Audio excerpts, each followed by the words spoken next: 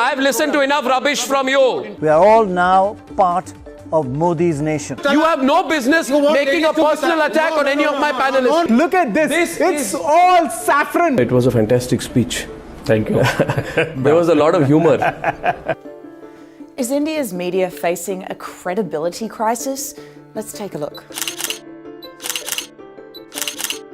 In February last year in Kashmir, a deadly terrorist attack killed 40 Indian soldiers. This is how the media reacted. Biggest ever attack on our Indian forces in Kashmir. Not condemnation, we want revenge. There has to be a four-front war against Pakistan. Shut them down. No visa, no cricket. The narrative quickly turned into a call for war against Pakistan. हम आपको बताएंगे कि हिंदुस्तान के पास आखिर विकल्प क्या है, क्या कर सकता है इंडिया अगर पाकिस्तान से हमें बदला लेना है। बहुत सारे लोग ये कह रहे हैं कि अब भारत को युद्ध शुरू कर देना चाहिए। युद्ध शुरू हो चुका है। India has struck Pakistan and we have struck them hard. And most importantly, we have struck them straight in the face. It's not just Kashmir. In June, the government froze state advertising to several newspaper groups, something senior executives at the papers claim was in retaliation to reports they published that criticised the government. We are supposed to question the people in power. But what has happened in the past 5.5 years is that the media has become a stooge of the ruling government. They have stopped questioning the ruling government, and to make matters worse, they have been propagating the divisive and even the negative agenda of the ruling party. A string of high-profile resignations at ABP News last year laid bare the extent of the pressure journalists are under.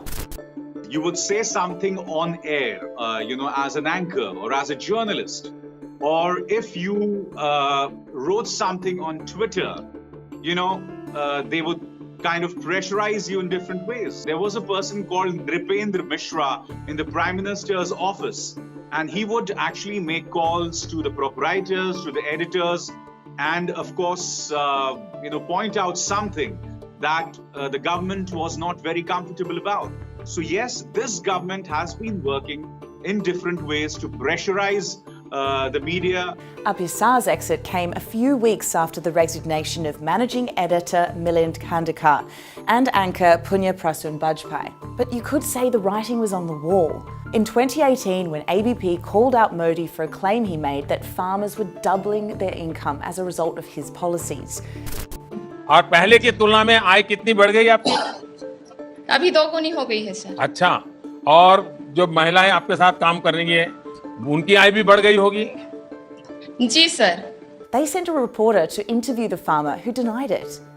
ऐसी आय नहीं बढ़ी है? No sir. मुनाफा नहीं हुआ है। After leaving, Bajpai wrote an expose detailing the extent of censorship.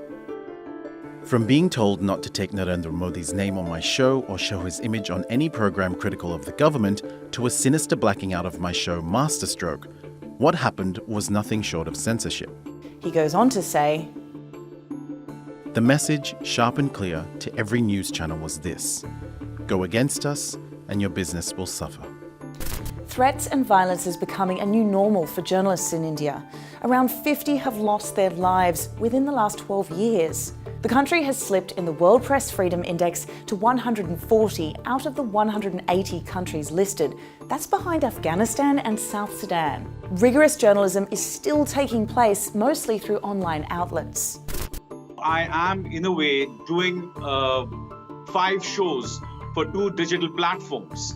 Because digital platforms, the kind that I work for, one is called NewsClick and the second one is called HW News, and even other digital platforms, whether it's The Wire, whether it's The Quint, they are the ones who are doing actual journalism.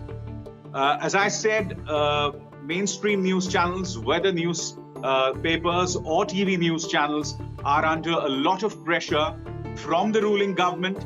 But a lack of viable funding models means the future of these portals hang in the balance. And with a deficit of critical voices to hold the powers that be accountable, there's plenty at stake. Will a lack of media freedom lead to the death of democracy in India?